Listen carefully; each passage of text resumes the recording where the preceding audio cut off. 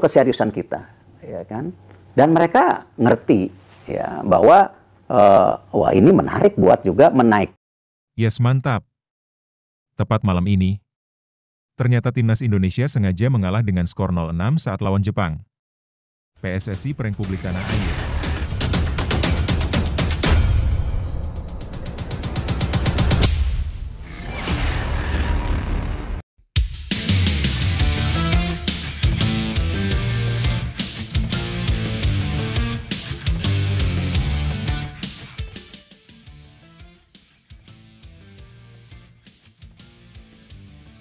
Yes, mantap. Tepat malam ini, ternyata timnas Indonesia sengaja mengalah dengan skor 0-6 saat lawan Jepang. PSSI prank publik tanah air. Keputusan cerdas Erick Thohir dan Patrick Kluivert yang sengaja mengalah saat lawan Jepang akhirnya dibongkar. Ketua Umum PSSI Erick Thohir dan pelatih timnas Indonesia Patrick Kluivert lebih memilih fokus di ronde 4 kualifikasi Piala Dunia 2026 ketimbang cari kemenangan saat timnas Indonesia lawan Jepang. Mengingat pertandingan Indonesia versus Jepang sudah tidak berpengaruh apapun terhadap klasemen timnas Indonesia. Semua terlihat terang benderang. Sangat terlihat jelas di mana Martin Paes dan Kelvin Verdong disimpan pada saat lawan Jepang. Di sini kita tahu bahwa Martin Paes dan Kelvin Verdong dipersiapkan untuk ronde 4 kualifikasi Piala Dunia 2026. Mari kita bahas teman-teman. Tapi, Mimin minta tolong tonton video ini sampai selesai, agar tidak ada kesalahpahaman yang terjadi. Dan tak bosan-bosan juga, tolong like dan share video ini ke media sosial kalian agar semua orang tahu apa yang sedang terjadi.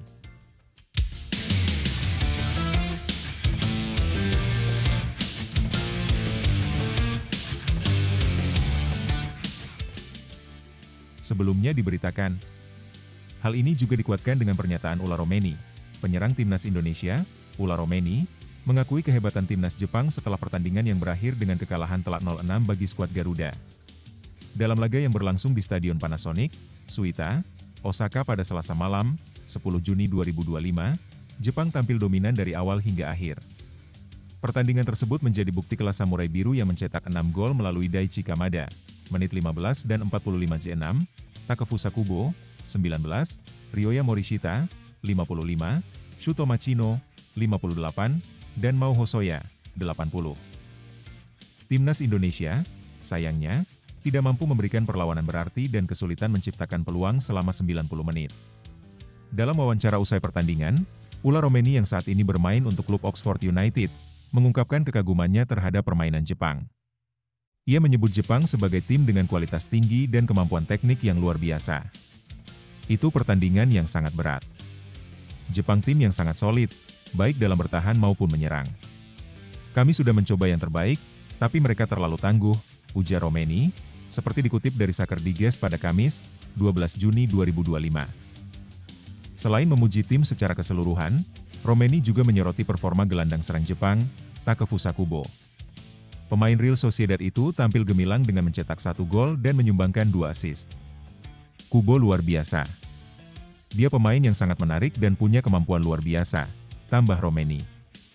Meski kalah telak, peluang Indonesia untuk lolos ke Piala Dunia 2026 masih terbuka. Tim asuhan Patrick Kluivert akan kembali bertanding di babak keempat kualifikasi zona Asia untuk memperebutkan 2 tiket langsung ke turnamen terbesar dunia itu. Nah, sebelum lanjut mendengar berita ini, untuk para netizen, keluarkan satu kalimat pamungkas untuk menanggapi kabar ini. Menurut kalian, berkaca dari pertandingan Indonesia versus Jepang kemarin, dengan skuad yang sangat mewah ini, apakah kalian yakin timnas Indonesia mampu lolos ke Piala Dunia 2026? Ayo teman, berikan tanggapan kalian di kolom komentar. Bravo timnas. Bravo Patrick Kluivert. Bravo PSSI. Ayo Garuda. Buktikan bahwa level kita sudah dunia. Buktikan bahwa kita adalah raksasa Asia. Tiket Piala Dunia harga mati. Di sisi lain, jangan lupa juga satu kalimat khusus untuk Patrick Kluivert CS yang sedang berusaha keras memajukan sepak bola Indonesia. Silahkan tulis di kolom komentar. Ayo terbang tinggi Garuda.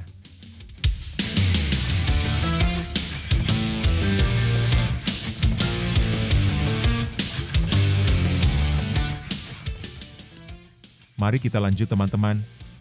Kekalahan telak 0-6 yang dialami timnas Indonesia dari Jepang tentu menjadi tamparan keras, tapi juga bisa menjadi momen penting untuk bercermin.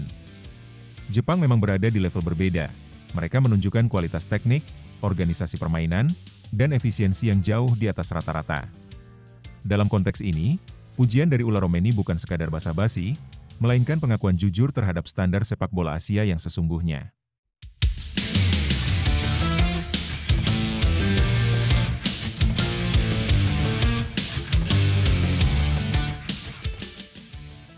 Lebih lanjut, komentar Romeni tentang Takefusa Kubo juga sangat relevan. Pemain muda Jepang itu sudah lama jadi sorotan di Eropa, dan kini ia menunjukkan kelasnya di level tim nasional. Bagi Indonesia, ini seharusnya menjadi pelajaran bahwa untuk bersaing di level atas, bukan hanya semangat yang dibutuhkan, tapi juga pengembangan pemain yang konsisten sejak usia muda, dari segi teknik, mental, dan taktik. Namun, penting untuk tidak terjebak dalam keputusasaan. Indonesia masih punya peluang di babak keempat kualifikasi, dan kekalahan ini justru bisa menjadi motivasi untuk memperbaiki segala kekurangan, mulai dari strategi bermain hingga kedalaman skuad. Sepak bola adalah permainan panjang, dan proses menuju level tinggi tidak bisa instan. Yang penting sekarang adalah belajar dari kekalahan, bukan lari darinya. Kekalahan bukanlah akhir dari segalanya, justru di sanalah proses pembentukan karakter sejati dimulai. Timnas Indonesia mungkin kalah telak dari Jepang, tapi perjuangan belum selesai. Setiap tim hebat di dunia pernah mengalami hari yang berat, tetapi yang membedakan mereka adalah bagaimana mereka bangkit dan belajar dari kegagalan.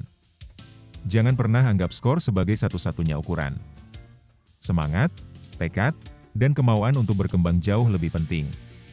Kita tidak kalah karena tidak punya potensi, kita hanya sedang berada dalam proses untuk mencapainya. Lihat ini sebagai bahan bakar untuk lebih kuat, lebih fokus, dan lebih lapar akan kemenangan. Kepada para pemain dan seluruh pendukung Garuda, tetap berdiri tegak.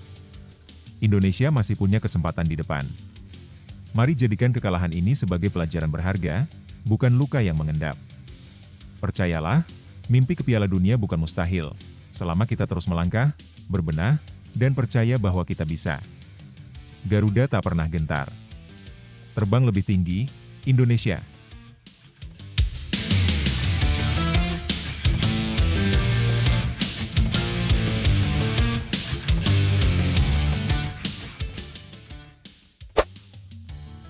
Jadwal lengkap putaran keempat kualifikasi Piala Dunia 2026 Zona Asia. Timnas Indonesia berhasil melangkah ke putaran keempat kualifikasi Piala Dunia 2026 Zona Asia setelah menutup fase sebelumnya dengan perolehan 12 poin dan menempati posisi keempat di klasemen akhir Grup C. Siapa lawan Timnas Indonesia selanjutnya? Pada fase ini, Indonesia akan bersaing dengan 5 negara kuat lainnya, yaitu Arab Saudi, Irak, Qatar, dan Oman. Keenam tim tersebut nantinya akan dibagi ke dalam 2 grup melalui proses undian, drawing, yang dijadwalkan berlangsung pada 17 Juli 2025.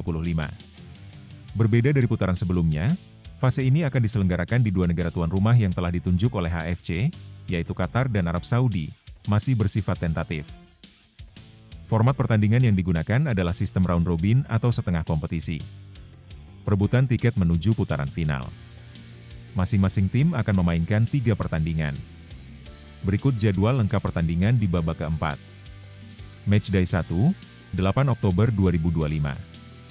Matchday 2, 11 Oktober 2025. Matchday 3, 14 Oktober 2025. 2 tim teratas dari masing-masing grup akan otomatis lolos ke Piala Dunia 2026.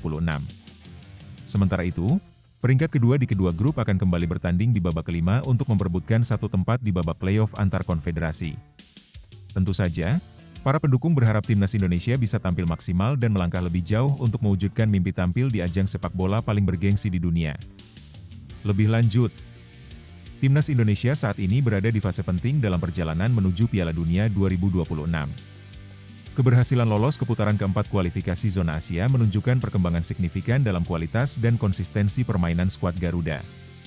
Tantangan di depan tidak mudah, karena Indonesia harus bersaing dengan negara-negara kuat seperti Arab Saudi, Irak, Qatar, dan Oman. Tim-tim ini punya pengalaman lebih dan kedalaman skuad yang mumpuni, sehingga persaingan dipastikan ketat. Penentuan grup melalui undian pada Juli mendatang akan sangat menentukan peta kekuatan. Lokasi pertandingan yang kemungkinan besar dihelat di Qatar dan Arab Saudi juga menjadi faktor penting, karena kondisi cuaca dan atmosfer pertandingan di dua negara itu bisa memengaruhi performa tim. Dengan sistem round robin yang diterapkan, setiap pertandingan menjadi krusial. Tidak ada ruang untuk kesalahan, karena hanya dua tim teratas dari masing-masing grup yang akan langsung melaju ke putaran final. Ini mendorong pentingnya persiapan fisik, taktik, dan mental yang matang dari seluruh pemain dan tim pelatih. Harapan publik tentu sangat besar. Setelah melihat peningkatan performa dalam beberapa tahun terakhir, banyak yang percaya bahwa timnas Indonesia kini punya peluang nyata untuk membuat sejarah. Namun, semua itu akan kembali pada bagaimana tim menghadapi tekanan dan memaksimalkan setiap kesempatan di lapangan. Perjalanan timnas Indonesia menuju Piala Dunia 2026 adalah bukti bahwa mimpi besar bisa diraih dengan kerja keras, semangat juang, dan keyakinan. Meski tantangan di depan tak mudah, setiap langkah yang sudah diambil menunjukkan bahwa Indonesia bukan sekadar pelengkap, tapi pesaing yang layak diperhitungkan. Untuk para pemain, ingatlah bahwa kalian membawa harapan jutaan rakyat Indonesia. Setiap tackle, umpan, dan gol bukan hanya soal angka di papan skor, tapi tentang semangat bangsa yang tak pernah padam. Kalian sudah membuktikan bahwa batas itu bisa ditembus, dan sekarang waktunya melangkah lebih jauh lagi. Kepada seluruh supporter, dukungan kalian adalah bahan bakar semangat tim. Tetap percaya, tetap bersatu. Jangan pernah ragu bahwa Garuda bisa terbang tinggi. Piala Dunia bukan lagi mimpi jauh, ia kini ada di depan mata. Mari terus dukung, doakan, dan yakini, Indonesia bisa. Kevin Dix ambil pelajaran dari kekalahan telak timnas Indonesia dari Jepang. Kevin Dix mencoba mengambil sisi positif dari kekalahan telak timnas Indonesia saat melawan timnas Jepang dengan skor 0-6. Menurutnya, pengalaman ini akan menjadi modal berharga jelang babak 4 kualifikasi Piala Dunia 2026 zona Asia. Pertandingan antara timnas Jepang dan Indonesia berlangsung di Stadion Panasonic, Suita, Osaka, pada Selasa malam, 10 Juni 2025 waktu setempat. Tim Jepang tampil sangat dominan dan berhasil mencetak 6 gol tanpa balas. Gol-gol Jepang dicetak oleh Daichi Kamada pada menit ke-15 dan tambahan waktu babak pertama, Takefusa Kubo di menit ke-19, Ryoya Morishita di menit ke-55, Shuto Machino di menit ke-58, dan Mao Hosoya pada menit ke-80. Sementara itu, timnas Indonesia gagal menciptakan peluang berarti sepanjang laga. Kevin Dix sendiri bermain sebagai starter, namun sayangnya harus ditarik keluar pada menit ke-27 akibat cedera. Ia digantikan oleh Yakob Sayuri yang juga harus meninggalkan lapangan karena cedera pada menit ke-42. Meski merasa kecewa dengan hasil tersebut dan cedera yang dialaminya, Dix tetap optimis. Hari kemarin adalah hari yang berat bagi kami. Kekalahan besar dan cedera membuat saya tidak bisa melanjutkan pertandingan, tapi semangat kami tidak akan padam, ungkap Dix melalui akun Instagram pribadinya, Kevin Dix 2. Dix juga menyoroti hal positif yang bisa diambil dari pertandingan tersebut, terutama dukungan luar biasa dari para penggemar timnas Indonesia, Garuda Fans. Menurutnya, hal itu menjadi motivasi tambahan untuk menghadapi babak selanjutnya. Ada banyak hal baik yang kami petik minggu ini. Kami akan membawa semangat ini ke putaran 4 kualifikasi. Terima kasih untuk dukungan besar dari para fans, kalian luar biasa seperti biasa. Kami akan kembali lebih kuat, tutup pemain berusia 28 tahun yang berdarah Maluku ini. Timnas Indonesia berhasil lolos ke babak 4 kualifikasi Piala Dunia 2026 zona Asia. Mereka akan bersaing dengan 6 tim lain untuk memperebutkan 2 tiket tersisa pada tanggal 8 hingga 15 Oktober 2025 mendatang. Lebih lanjut, tentu, kekalahan telak yang dialami timnas Indonesia dari Jepang memang menjadi momen yang berat, tapi dari sisi positif, ini bisa jadi pengalaman berharga bagi para pemain. Kekalahan seperti ini memberi gambaran jelas mengenai seberapa jauh tim harus berkembang, terutama dalam menghadapi tim-tim kuat di level Asia. Cedera yang dialami Kevin Dix tentu menambah beban, namun sikapnya yang tetap optimis dan bersemangat menunjukkan mental juara yang penting untuk dipertahankan. Dukungan dari para penggemar juga menjadi faktor penting yang bisa mengangkat motivasi tim ke depannya. Semangat dan loyalitas fans menjadi bahan bakar bagi pemain agar bisa bangkit dan tampil lebih baik di pertandingan berikutnya. Pada akhirnya, kekalahan ini bisa menjadi titik awal untuk evaluasi dan perbaikan, sehingga saat menghadapi putaran selanjutnya, timnas Indonesia lebih siap dan tangguh. Pengalaman seperti ini juga bisa memperkuat rasa persatuan dalam tim, mendorong kerja keras, dan membangun mental yang kuat agar tidak mudah menyerah meskipun menghadapi lawan yang jauh lebih tangguh. Jadi, meskipun hasilnya mengecewakan, ada banyak hal positif yang bisa diambil dan dijadikan motivasi untuk masa depan sepak bola Indonesia. Tentu, Berikut motivasi untuk timnas Indonesia dan para pendukungnya. Setiap kekalahan adalah pelajaran berharga yang membuka jalan menuju kemenangan yang lebih besar. Jangan pernah menyerah hanya karena sebuah hasil buruk. Justru dari situ kita belajar, tumbuh, dan menjadi lebih kuat. Timnas Indonesia sudah menunjukkan semangat juang yang luar biasa. Dan dengan kerja keras, disiplin, serta dukungan tak henti dari para penggemar, tidak ada yang mustahil untuk diraih. Ingat, perjalanan menuju puncak tidak selalu mulus, tapi mereka yang terus berusaha tanpa putus asalah yang akhirnya akan bersinar. Tetap bangkit, tetap berjuang, dan percaya bahwa masa depan sepak bola Indonesia cerah. Kita semua ada di sini untuk mendukung dan bersama-sama mewujudkan mimpi besar itu. Semangat terus, Garuda! Terus melangkah maju dan buktikan bahwa Indonesia bisa. Patrick Kluivert dorong timnas Indonesia bangkit usai kekalahan telak dari Jepang. Pelatih kepala timnas Indonesia, Patrick Kluivert, memberikan semangat kepada para pemainnya agar segera bangkit dan memperbaiki performa mereka di babak keempat kualifikasi Piala Dunia 2026 zona Asia. Hal ini disampaikan setelah skuad Garuda takluk telak 0-6 dari tim kuat Jepang. Pertandingan tersebut berlangsung di Stadion Panasonic, Suita, Osaka, Jepang, pada Selasa malam, 10 Juni 2025. Dalam laga itu, Jepang tampil dominan dan mencetak 6 gol melalui Daichi Kamada, menit ke-15 dan 45 J6, Takefusa Kubo, 19, Ryoya Morishita, 55, Shuto Machino, 58, dan Mao Hosoya, 80. Sayangnya, timnas Indonesia gagal menciptakan peluang berarti sepanjang laga. Belajar dari kekalahan. Kluivert menilai bahwa hasil buruk ini harus dijadikan pelajaran penting bagi timnya. Ia menekankan pentingnya evaluasi menyeluruh dan mentalitas positif jelang fase selanjutnya. Kami harus belajar dari kekalahan besar ini. Meski sangat mengecewakan, kami tidak boleh tenggelam dalam rasa sedih. Justru saatnya kami menatap ke depan, menyiapkan diri menghadapi tantangan di babak keempat, ujar pelatih asal Belanda tersebut dalam sesi konferensi pers pasca pertandingan, Kamis, 12 Juni 2025. Ia menambahkan bahwa penting untuk menganalisis jalannya pertandingan secara objektif dan mengambil hikmah dari kegagalan agar bisa tampil lebih baik ke depannya. Lawan tangguh menanti. Babak keempat akan mempertemukan tim-tim yang finish di posisi ketiga dan keempat pada fase sebelumnya. 6 tim akan dibagi ke dalam 2 grup yang masing-masing terdiri dari 3 negara. Format pertandingan akan berlangsung secara round robin terpusat di satu lokasi. Pemenang dari masing-masing grup akan otomatis lolos ke Piala Dunia 2026, sementara tim peringkat kedua akan saling bertanding untuk memperebutkan 1 tiket tambahan di babak kelima. Babak ini dijadwalkan berlangsung antara 8 hingga 14 Oktober 2025. Selain Indonesia, 5 tim lain yang akan bertarung adalah Uni Emirat Arab, Qatar, Irak, Oman, dan Arab Saudi. Setiap tim di fase ini memiliki kualitas yang tinggi. Ada Oman, Irak, dan negara-negara kuat lainnya yang juga berambisi lolos ke Piala Dunia.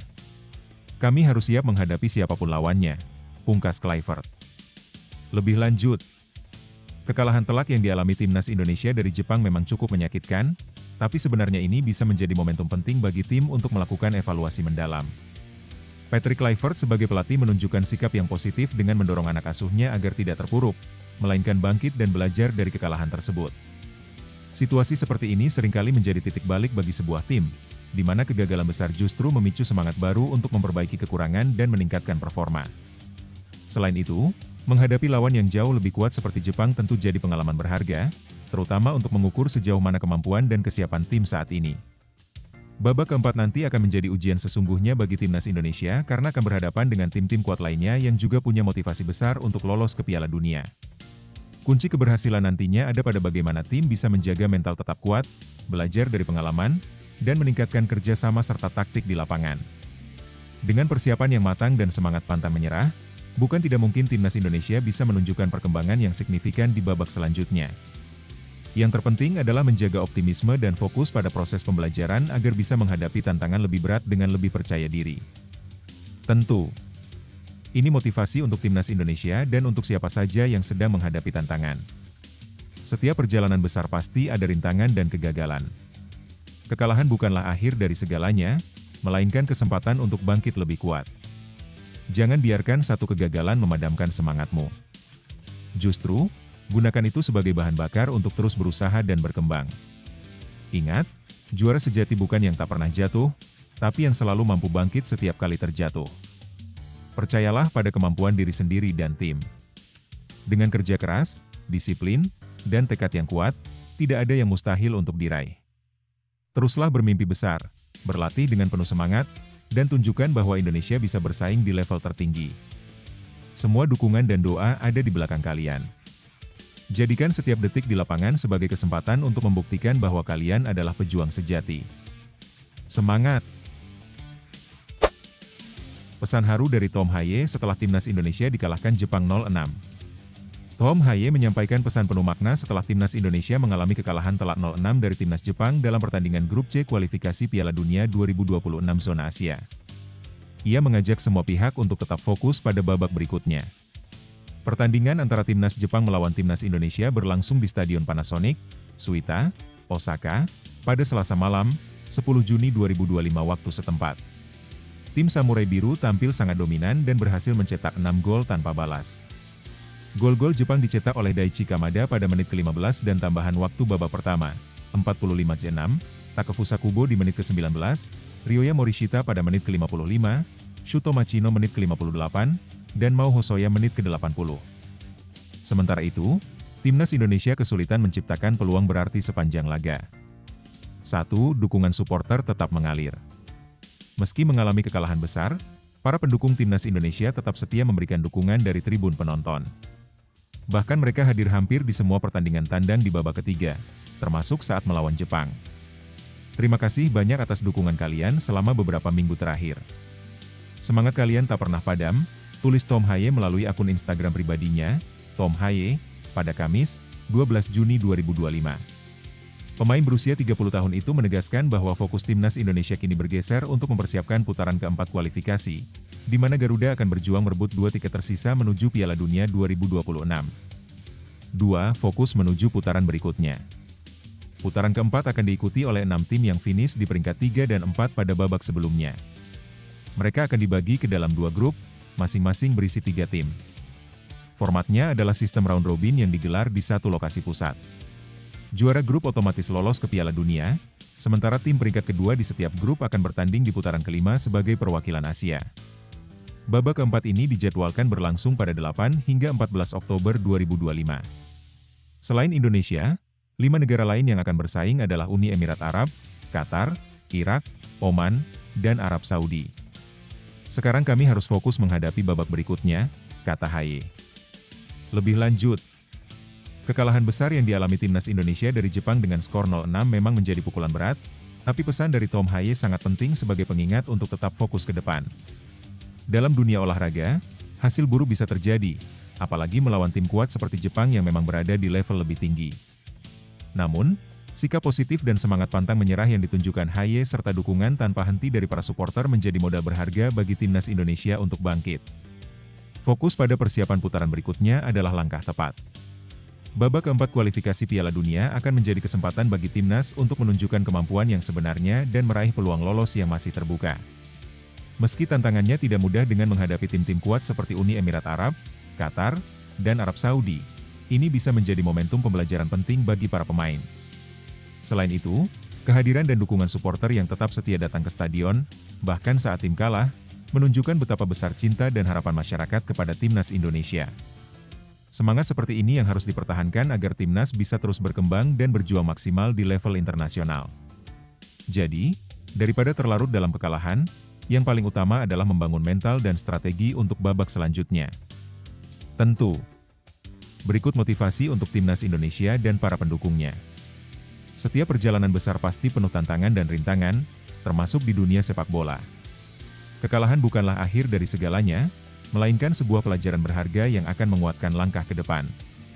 Timnas Indonesia sudah menunjukkan jiwa juang yang tak pernah padam, dan itu adalah modal utama untuk meraih kesuksesan di masa depan. Ingatlah, pahlawan sejati bukanlah yang tak pernah kalah, tapi mereka yang bangkit setiap kali terjatuh. Teruslah berlatih, teruslah berusaha, dan jangan pernah kehilangan semangat. Dukungan dari jutaan hati di seluruh Indonesia adalah energi yang tak ternilai harganya. Bersama-sama, kita bisa mengubah tantangan menjadi peluang, dan mimpi besar menjadi kenyataan.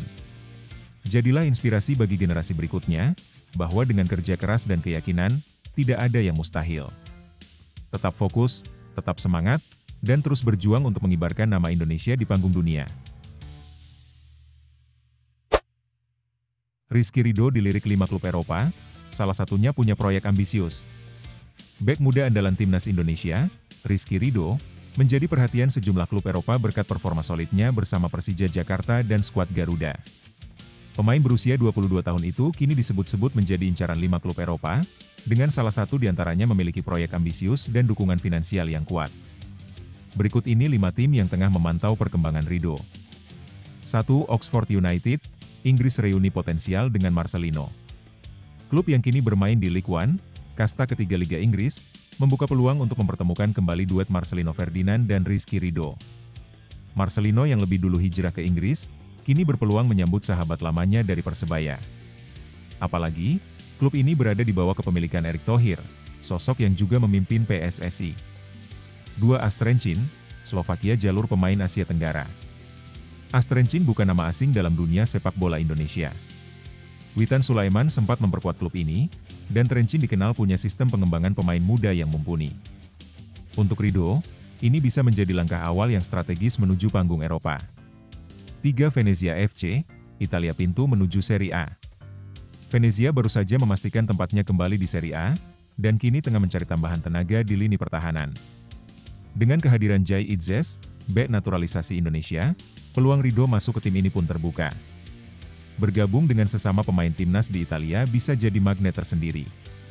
4. Como 1907, Italia klub milik Hartono bersaudara. Klub ini mendapat sorotan karena dimiliki oleh Hartono bersaudara, konglomerat Indonesia di balik Jarum Group. Proyek besar Como 1907 di Serie A melibatkan nama-nama besar, termasuk pelatih CSC Fabregas. Bagi Ridho, ini bukan sekadar kepindahan ke luar negeri, tapi juga ke dalam proyek sepak bola ambisius yang punya kedekatan dengan ekosistem sepak bola nasional. 5. FCV Dender Belgia lompatan awal ke Eropa Barat. Kompetisi Belgia sering menjadi batu loncatan pemain muda Asia menuju liga-liga top Eropa. FCV Dender bisa menjadi tempat Ridho beradaptasi dengan gaya sepak bola Eropa Barat. Pemain keturunan Indonesia seperti Shine Patinama juga telah lebih dulu menjajal kompetisi Belgia. Nilai pasar masih terjangkau. Menurut data Transfermarkt, nilai pasar Rizky Ridho berada di angka 500.000 atau sekitar Rp95 miliar. Meski tergolong rendah untuk ukuran Eropa, angka ini mencerminkan potensi besar yang dimilikinya. Mengingat posisinya sebagai bek tengah muda, permintaan tinggi di bursa transfer bisa membuat harga finalnya lebih tinggi saat negosiasi dengan Persija Jakarta. Selain dari Eropa, rumor juga menyebut bahwa ada klub dari Jepang yang ikut memantau perkembangan Ridho. Jika benar-benar berangkat ke luar negeri, Ridho akan menyusul jejak pemain Indonesia lainnya seperti Witan Sulaiman, Marcelino Ferdinand, Elkan Bagot, dan Jai Idzes. Kini, publik hanya tinggal menunggu, kemana langkah Ridho selanjutnya, apakah bergabung dengan proyek elit Como, bersaing ketat di Inggris bersama Oxford, atau meniti tangga dari klub-klub pengembangan seperti Trenchin dan Dender? Lebih lanjut, situasi Rizky Ridho saat ini menunjukkan lonjakan karir yang cukup signifikan. Di usia 22 tahun, ia sudah menjadi salah satu bek andalan timnas Indonesia dan tampil konsisten bersama Persija Jakarta. Ketertarikan 5 klub Eropa adalah sinyal kuat bahwa kualitasnya mulai diakui di luar negeri. Dari sisi pilihan klub, masing-masing menawarkan karakter dan peluang berbeda. Oxford United misalnya, menawarkan kenyamanan adaptasi karena ada Marcelino Ferdinand dan dukungan pemilik yang juga berasal dari Indonesia. Lingkungan ini bisa jadi titik awal yang ideal untuk beradaptasi dengan gaya sepak bola Eropa. Astrenchin dan FCV Dender lebih cocok bagi pemain yang ingin menapaki jalur bertahap. Keduanya punya tradisi sebagai klub batu loncatan menuju liga yang lebih besar, terutama bagi pemain muda Asia Tenggara. Dari sisi pengembangan, Ridho bisa banyak belajar tanpa tekanan yang terlalu tinggi. Sementara Venezia dan Como 1907 memberikan godaan besar. Venezia berada di Serie A, salah satu liga terbaik di dunia, dan punya atmosfer kompetitif tinggi. Como 1907 juga menarik karena proyek besar yang digagas Hartono bersaudara, serta kehadiran sosok CSC Fabregas di kursi pelatih, yang bisa memberi pengaruh positif terhadap perkembangan Ridho secara taktik dan profesional. Melihat nilai pasar Ridho yang relatif terjangkau dan kebutuhan klub-klub Eropa akan bek tengah muda, peluang ini sangat realistis. Namun, keputusan akhir harus mempertimbangkan aspek adaptasi budaya, kestabilan karir jangka panjang, serta kesempatan bermain secara reguler. Jika dikelola dengan baik, langkah ini bisa menjadi titik awal penting dalam mengangkat nama Ridho di kancah sepak bola internasional, sekaligus memperkuat citra pemain Indonesia di mata klub-klub Eropa. Rizky Ridho sedang berada di momen penting dalam karirnya, momen yang tak semua pemain Indonesia bisa capai. Ketika pintu Eropa mulai terbuka, itu bukan hanya tentang kemampuan teknis, tapi juga tentang mental dan keberanian untuk melangkah keluar dari zona nyaman. Perjalanan ke luar negeri mungkin penuh tantangan, bahasa, budaya, cuaca, tekanan. Tapi justru disitulah pemain besar ditempa. Setiap langkah di tanah asing akan memperkuat karakter, memperluas cara pandang, dan mengasah mental juara. Bagi Ridho, dan bagi siapapun yang mengejar mimpi, jangan takut mengambil risiko. Peluang besar tidak datang dua kali. Jika kamu percaya pada kerja kerasmu, jika kamu tahu kamu punya sesuatu yang bisa dibuktikan, maka dunia ini bukan terlalu besar, justru menantimu untuk menaklukkannya. Langit tak membatasi langkahmu. Jika kamu berani, Eropa bukan akhir, tapi awal.